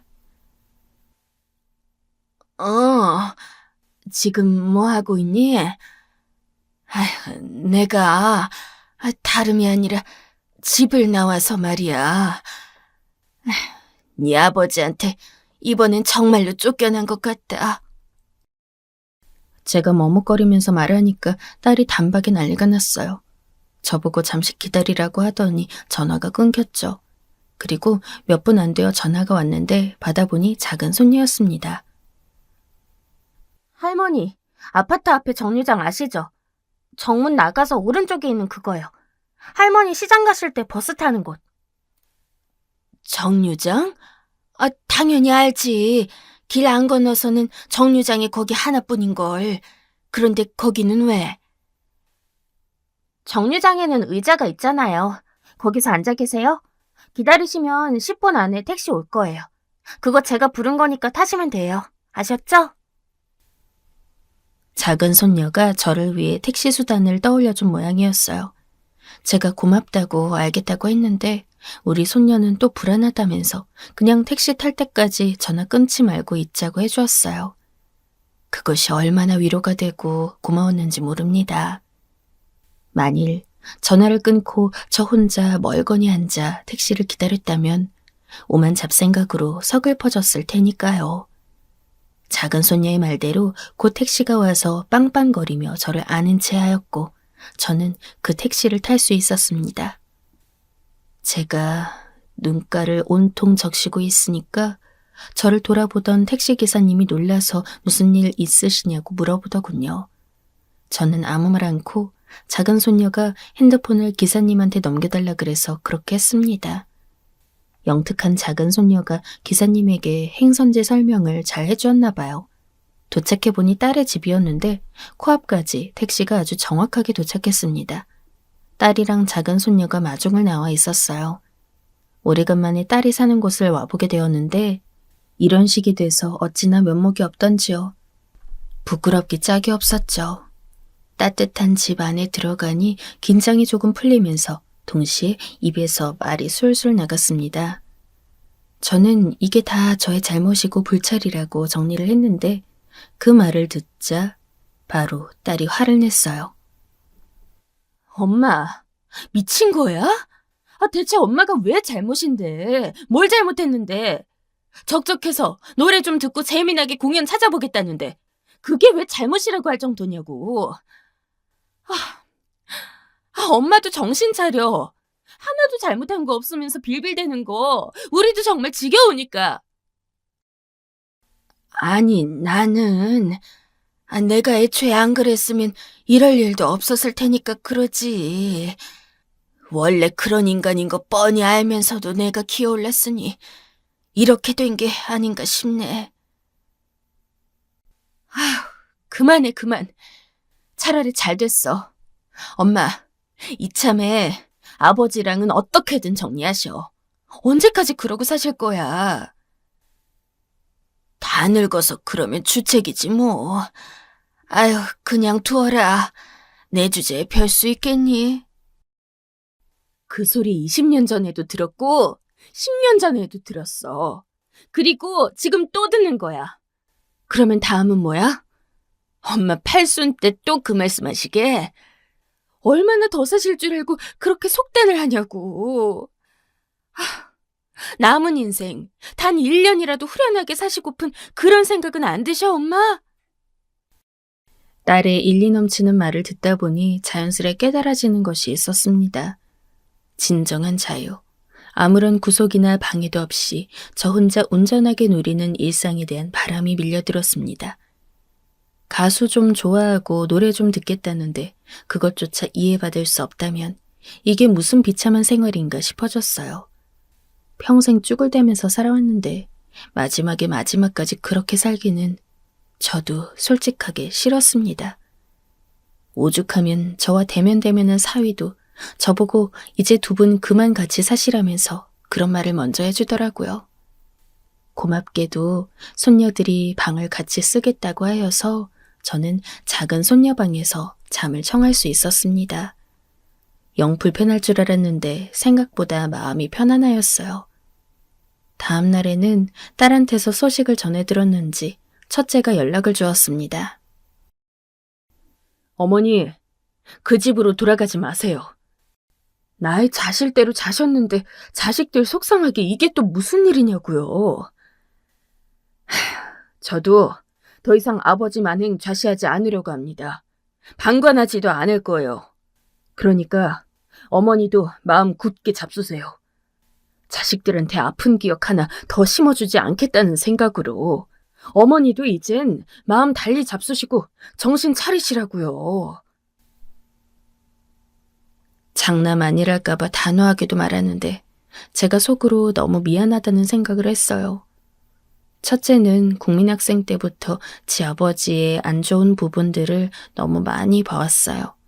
술주정은 기본이고 그 소뚜껑 같은 손으로 그 작은 아이들을 칠 수 있었다니 천하의 냉혈한이 따로 없었죠. 동생들을 위해 항상 대신 나서주었습니다. 무기력하고 무능력한 지 어머니를 대신해서 동생들을 지켜주었고 숙제를 봐주는 것도 교우 간의 관계를 물어주는 것도 모두 장남인 첫째의 몫이었어요. 추운 겨울날 지랄 발광을 떠는 무서운 아버지의 성화에 못 이겨 몸을 덜덜 떨며 소주를 구하러 집 문을 나섰던 첫째의 모습이 아직도 생생하게 기억에 남았습니다. 어린 나이부터 많은 것을 묵과하며 버텨냈던 첫째는 동생들을 위해 희생하며 지내왔는데 그것에 염증을 느꼈나 봐요. 호련히 지방에 내려가서 살았고 이빨 빠진 호랑이가 된 지 아버지를 증오하였으며 멍청한 지 어머니에게는 동정을 표했었죠. 저희 첫째 생각만 하면 미안함과 죄책감이 앞서서 다른 생각들은 잘 할 수가 없습니다. 이런 아들이 저 환갑대의 사건 이후 왕래가 거의 흐렸다가 최고로 단호하게 작정하고 말을 해오니까 저도 그러마 하고 따르겠다며 수긍을 하였죠. 그리고 제가 놀란 것은 저의 막내 아들이었습니다. 엄마, 누나네서 며칠만 더 있든지 하고 그 다음엔 내 집으로 와. 나 여자친구는 어차피 근처 살아서 왔다 갔다 해도 되니까 내 집에서 굳이 안 지내도 되거든. 방 남고 엄마 먹여 살릴 생활비 정도야 내가 충분히 버니까 걱정할 것도 없어. 여기 와서 낯선 동네인데 심심해할까봐 그거 하나만 걱정이지. 엄마, 아무튼 여차하면 바로 여기 오면 되니까 누나네 오래 안 있어도 돼. 알았지? 저한테 바로 손을 내밀어준 것이었어요. 제가 너무 놀랍고 마음에 감동이 와서 무엇라고 자세하게 답변도 못하고 그저 알겠다고만 했거든요. 그랬더니 속에 걸렸는지 막내가 몇 시간 후에 또 연락이 와서는 자기 수중에 돈 여유로우니까 걱정 말고 오라면서 또 강조를 해주었어요. 저는 이제껏 애들이 십시일반 모아 매달 보내주는 용돈으로 생활하며 살아왔지만 그래도 어째 이런 갸륵한 마음들을 가지고 있을 거라곤 생각하지 못했습니다. 아둔했던 저는 자식들을 바라보는 눈마저 흐려진 채로 살아왔었나 봐요. 정말 볼품없죠? 동생들 사정이 안 좋다면 바로 모시러 갈 테니까 말씀만 하시라고 우리 집은 다 준비되어 있다고 첫째도 그런 말을 해주는데 제가 정말 들으면서 눈물이 주르륵 흘렀습니다. 착하기 이를 데 없는 손녀들, 집도 크지 않건만 갑자기 하루아침에 들이닥친 외할머니의 존재가 불편하지도 않은지 늘상 웃음을 짓고 있어요. TV에서 이명웅 나온 거 찾는 법도 알려주면서 저를 아주 재미나게 만들어주려고 애도 쓰고요. 누가 이렇게 예쁜 이들을 키워낸 것인지 옛날에 부부간의 불화를 그렇게나 겪었으면서 자식 교육은 기똥차게 잘해낸 저희 딸이 대견했습니다. 엄마 이제 나와 계시니까 그 집에 지원 끊기는 거 알지? 이제 아버지란 사람한테 가는 돈은 없어. 지금까지 우리 남매도 다 엄마 위해서 엄마만 보고 용돈 맞춰서 보내드렸던 거야. 우리 지금 다 작정했어. 그 노인네 굶어 죽든지 말든지. 어차피 곧 백기 들게 되어 있는데 그때 아주 제대로 한 방 먹여드려야지. 절대 안 봐줄 거야. 이건 엄마만의 문제가 아니야. 우리 남매가 평생 기다려온 정면 승부라고. 이런 기회가 마련된 김에 끝장을 본다는 각오로 복수열전 통쾌하게 해버려야겠어. 저에게 말하는 딸의 눈빛이 전에 없이 의욕으로 빛이 나더라고요.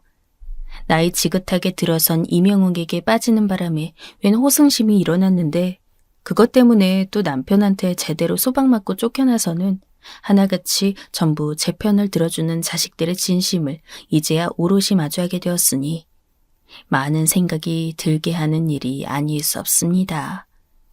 가장 중요한 것은 이제서야 제가 저의 못남과 늙음을 핑계 삼아 무력하게 숨지 않고 변화를 맞이할 생각을 하게 되었다는 것이죠. 예전 같았으면 이런 상황에서 남편의 연락을 받았다면 고민하다가 집구석으로 기어 들어갔을 것만 같은데요. 지금은 남편이 핸드폰 불나게 연락해오는 걸 보면 그저 깔깔 웃음이 나옵니다. 고작 이런 변화 한 번에도 인생이 신명나게 느껴지는데 진작 이렇게 살 것을. 아쉽다가도 딸의 말 맞다나 이제라도 마음을 고쳐먹게 된 것에 오히려 감사하고 행복해하는 것이 남은 날 사는데 도움이 될 것 같네요. 세 남매가 지금 똘똘 뭉쳐서 어린 시절 때 마냥 우애를 발휘하고 있어요. 옛날과는 다른 점이라면 아버지에게 맞설 능력이 있다는 것이겠죠. 저를 위해 그 능력 쓰겠다는 자식들에게 그저 고마울 따름입니다.